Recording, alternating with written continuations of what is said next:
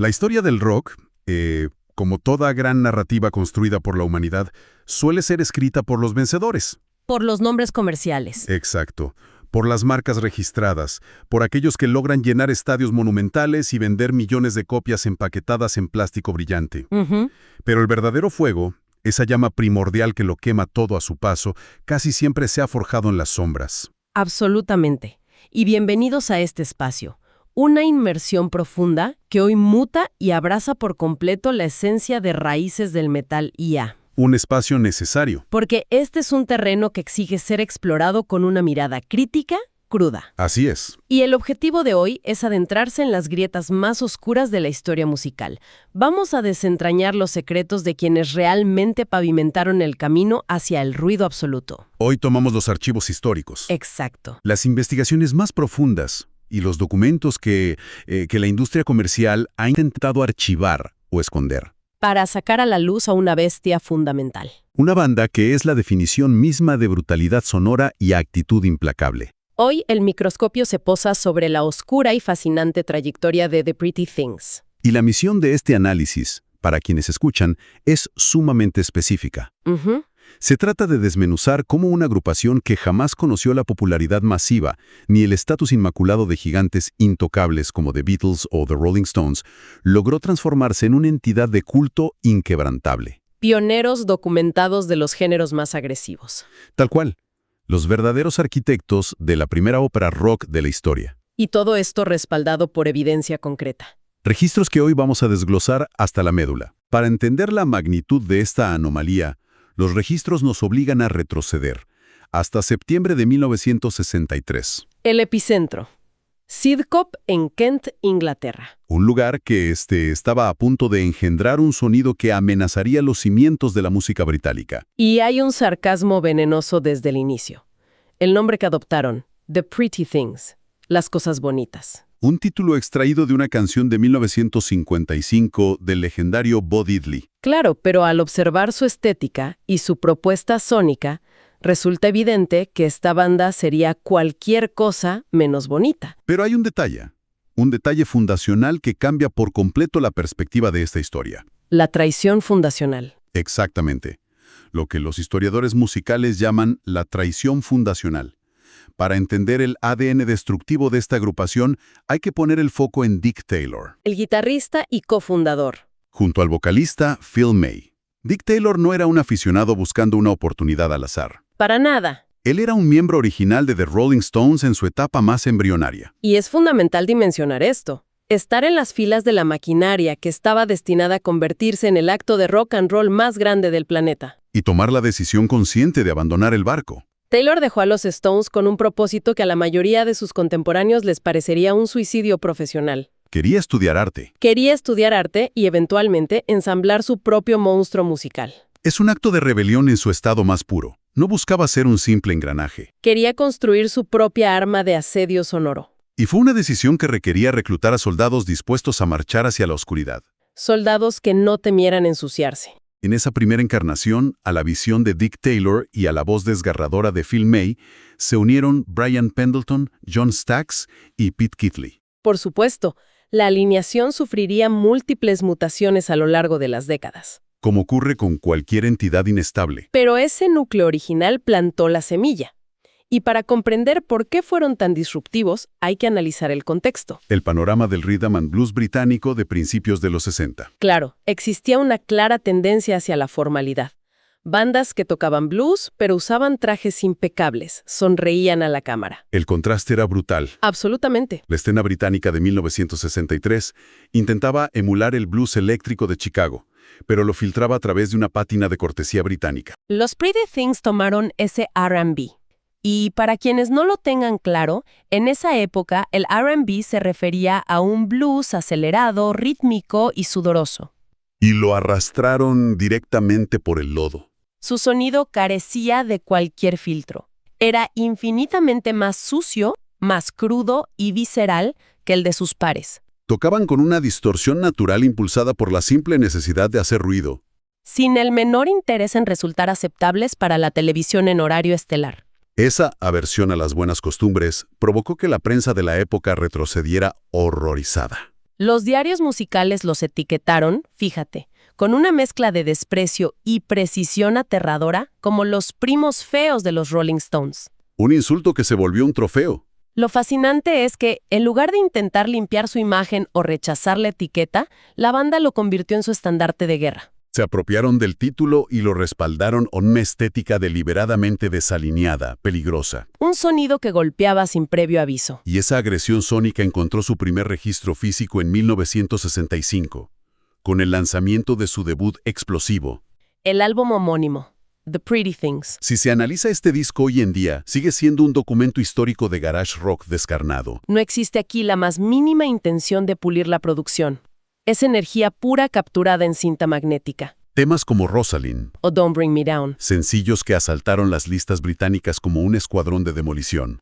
Composiciones agresivas que no pedían permiso para existir. Y ese mismo año, demostrando una ética de trabajo frenética, lanzaron su segundo álbum, Get the Picture. consolidando su dominio absoluto sobre el circuito de clubes subterráneos. Pero toda esa distorsión que emanaba de las guitarras no podía sostenerse por sí sola. No, requería un motor igual de inestable en la sección rítmica. Aquí es donde los archivos exigen detenerse en una figura que redefinió el concepto de comportamiento extremo en la música. Un eslabón perdido, vital para entender el árbol genealógico del metal y el punk. Hay que examinar a su legendario baterista temprano, Beef Prince. Abordar a Beef Prince requiere entender que no era simplemente un metrónomo humano sentado en la parte trasera del escenario. Para nada. Él encarnaba una fuerza destructiva sin precedentes. Su comportamiento en vivo era el caos absoluto. Rozando lo peligroso. Las crónicas de la época detallan episodios donde abandonaba la batería a mitad de una canción para deambular por el escenario. O causaba destrozos masivos en los hoteles. Muchas de las actitudes que décadas después se convertirían en clichés prefabricados del comportamiento de las estrellas de rock fueron inventadas y llevadas al límite absoluto por Prince. Y más allá del vandalismo, que es anecdótico, está el impacto técnico de Beef Prince, que es monumental. La documentación histórica muestra que su estilo de tocar influyó directamente en Keith Moon. El icónico baterista de The Who. Pero la pregunta clave es ¿cómo ocurrió esa transferencia de estilo? ¿Qué fue exactamente lo que Moon copió de Prince? La mecánica de esa influencia es fascinante. Antes de Beef Prince, los bateristas de rock y R&B británico mantenían un rol estrictamente de acompañamiento. Marcando el tiempo de forma lineal y predecible. Exacto. Prince cambió el paradigma. Trajo la batería al frente de la mezcla, tocándola casi como un instrumento solista. Utilizaba redobles caóticos. Atacaba los platillos con una violencia inusitada. Rompía la estructura tradicional del compás para inyectar adrenalina pura a la canción. Y Keith Moon observó esa técnica, esa forma de golpear, no para mantener el ritmo, sino para destruirlo y reconstruirlo en tiempo real. Y la adoptó como propia. Beef Prince trazó el mapa de la percusión desquiciada que definiría el rock de estadios en los años 70. Es la prueba de que las innovaciones más radicales suelen nacer en los márgenes, antes de ser capitalizadas por el centro de la industria. Sin embargo, The Pretty Things no se estancaron en el papel de salvajes del garage rock. La mente inquieta de Phil May exigía una evolución. Una mutación que comenzó a gestarse en 1967. Con el álbum Emotions. Ese disco funcionó como un puente denso, incorporando arreglos de cuerdas y atmósferas más pesadas. Preparando el terreno para una incursión hacia la psicodelia más oscura. Y ese puente nos lleva directamente al punto neurálgico de esta inmersión. Un evento histórico que debe ser subrayado con tinta indeleble. Porque es el hito que la narrativa comercial intentó silenciar, o como mínimo archivar en un segundo plano. Nos adentramos en 1968. El año del nacimiento de S.F.S. Sorrow. Aquí es donde la tensión llega a su punto máximo. Los investigadores y los historiadores musicales más rigurosos coinciden en un hecho irrefutable. S.F. Sorrow es la primera ópera rock de la historia. Fue escrita, grabada y lanzada antes que el archiconocido Tommy de The Who. No fue un proyecto menor, y es crucial establecer la diferencia conceptual aquí. No se trataba simplemente de un álbum conceptual donde las canciones comparten un tema común. Esto era una obra narrativa completa, con personajes definidos y un arco argumental continuo empaquetado en vinilo. La ambición detrás de este proyecto era verdaderamente titánica. Fue grabado en las sagradas salas de los Abbey Road Studios, compartiendo pasillos y, ocasionalmente, equipo con The Beatles y Pink Floyd. quienes también grababan sus obras maestras en ese mismo periodo. La producción estuvo a cargo del legendario Norman Smith. Quien había sido ingeniero de los primeros discos de The Beatles y luego productor de Pink Floyd. El enfoque sonoro de S.F. Sorrow expandió violentamente las fronteras de lo que una banda de rock duro podía ejecutar. Las texturas que lograron en esos estudios eran de otro mundo. Decidieron incluir instrumentos que resultaban completamente ajenos a la ferocidad del R&B que los caracterizaba. Por ejemplo, integraron el sitar, aportando un zumbido oriental e hipnótico. Y de manera muy prominente el melotrón. Para quien no esté familiarizado con el término, el melotrón era una especie de teclado analógico primitivo. Bajo cada tecla había una cinta magnética pregrabada con sonidos de flautas, coros o cuerdas reales. Su mecanismo imperfecto le daba a la música un tono espectral, orquestal, profundamente inquietante. Y todo ese arsenal sónico, desde los teclados fantasmagóricos hasta las guitarras cargadas de fuzz, estaba meticulosamente subordinado a una narrativa perturbadora. Phil May escribió una historia desde las vísceras. S.F. Sorrow sigue la vida de un protagonista, Sebastian F. Sorrow, desde su nacimiento en una ciudad industrial hasta su absoluta decadencia. La trama no escatima en oscuridad en ningún momento. Aborda el trabajo alienante en una fábrica de globos dirigibles, El trauma brutal de la Primera Guerra Mundial. la muerte trágica de su amada en el colapso de un Zeppelin. Y un descenso a la locura guiado por un personaje siniestro llamado Baron Saturday. Es una obra literaria pesimista envuelta en psicodelia densa y rock incisivo. Trazaron el plano arquitectónico que bandas de rock progresivo y metal conceptual explotarían hasta el cansancio en las décadas siguientes. Fueron exploradores caminando a ciegas en un terreno inexplorado. Y aunque el lanzamiento de S.F. Sorrow no los catapultó al estrellato financiero que merecían, debido a una falta de apoyo de su discográfica, Y al eclipse mediático que supuso Tommy poco después, la banda demostró una capacidad de supervivencia feroz. Al entrar en la década de los 70s, The Pretty Things se negaron a morir.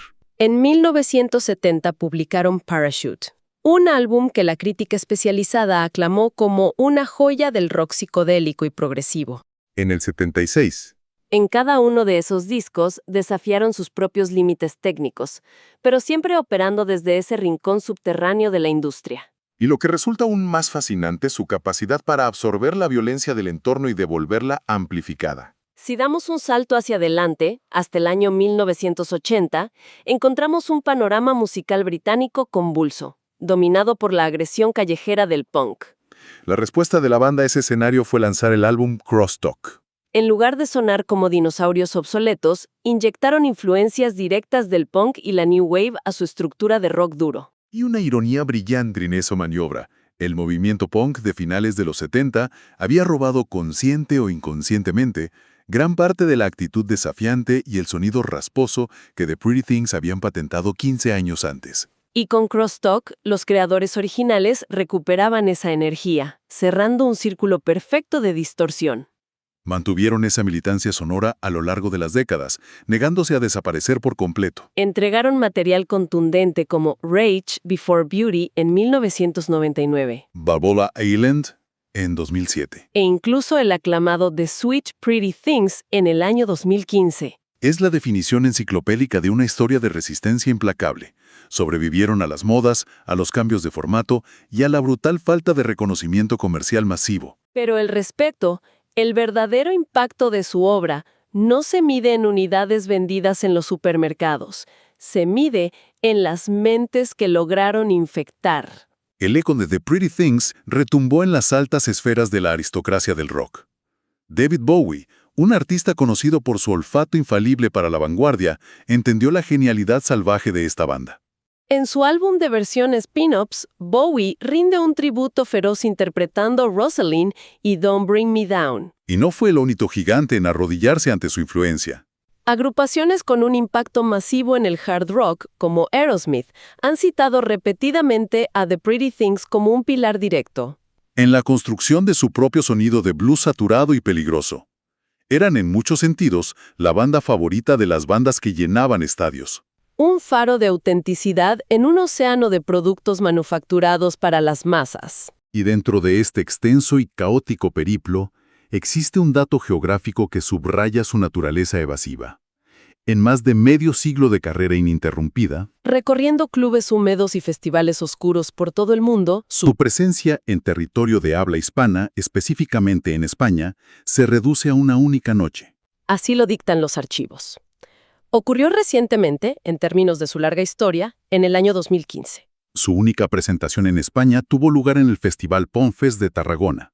Una aparición fugaz, casi anómala, que reafirma su estatus de culto.